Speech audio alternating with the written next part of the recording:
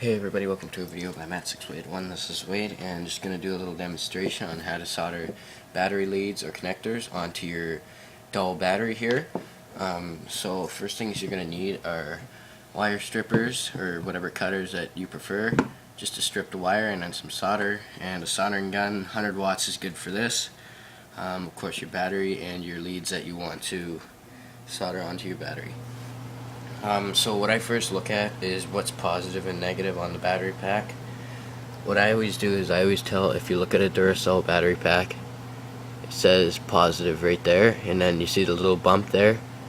That is how I always tell. It's the same thing with these ones. So you can see the little bump there, so that's positive this side, so always look at that. And then strip your positive wire first.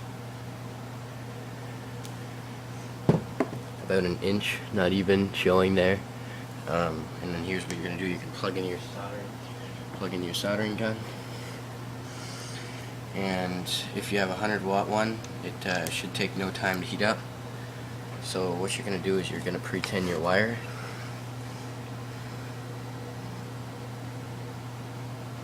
Just feed solder through it. There you go. And then once you have your pre-tinned wire, you grab your positive side of your battery pack, and you actually have to pre-tin your battery pack.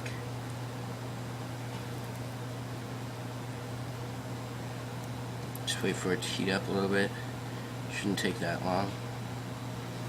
Once that's pre-tinned, just press this against the battery pack, wait there for a second.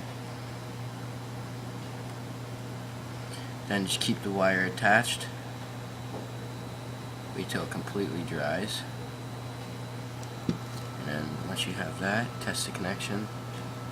Really good connection there, so keep doing what you're doing, say that, and then same process for the next one. Pull that off, and then pre-tin your wire again.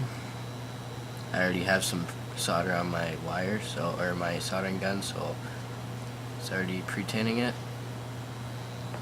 Now once you have that, you pre-tin your battery side.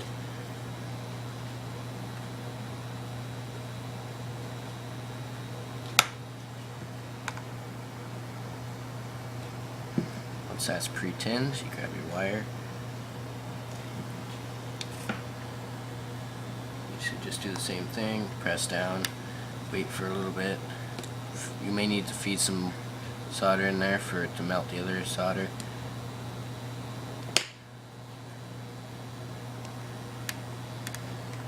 I need to flip it over sometimes. Wait for that to dry.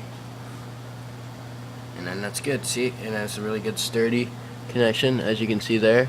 Now you have battery leads onto your battery pack. So, and you could use whatever you want to cover it, like you could use tape, electrical tape, anything that you prefer using. As you can see there, it's a perfect solder. It just sticks right on there. And then you should be good. So make sure you cover those, make sure nothing touches, or else negative and positive touch. Not a good sign. So yeah, that's just a quick tip on that. So feel free to check out the other videos and take it easy.